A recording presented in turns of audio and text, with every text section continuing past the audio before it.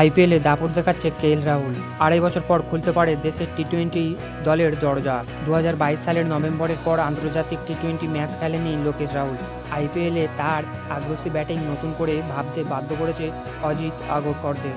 বাংলাদেশ সফরে ভারতের টি-20 দলে জায়গা পেতে পারেন লোকেশ রাহুল।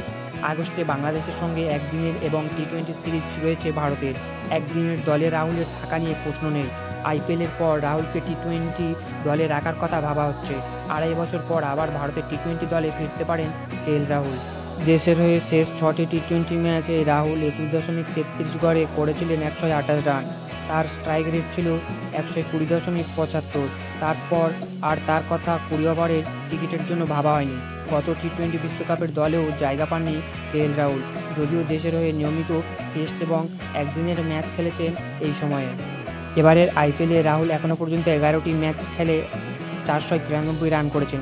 গড় ৬১.৬৩, স্ট্রাইক রেট ১৪৮.০৮, একটি শতরান এবং ৩টি অর্ধশতরান এসেছে তার ব্যাট থেকে। ভারতীয় ব্যাটারদের মধ্যে তার থেকে বেশি রান করেছেন সাই সুদর্শন, শুভমান গিল, যশস্বী জয়সওয়াল, সূর্যকুমার যাদব এবং বিরাট কোহলি। গত বিশ্বকাপের পরে আন্তর্জাতিক টি-20 থেকে অবসর নিয়েছেন কোহলি। এখন আইপিএলের সেরা ৫ ভারতীয় ব্যাটারের মধ্যে রয়েছেন রাহুল। অন্যদিকে চেনা ফর্মে নেই ঋষভ পান্থ, সঞ্জু স্যামসনরা। সব মিলিয়ে ২.৫ বছর পর রাহুল আবার ভারতের টি-20 দলে ঢুকতে পারেন।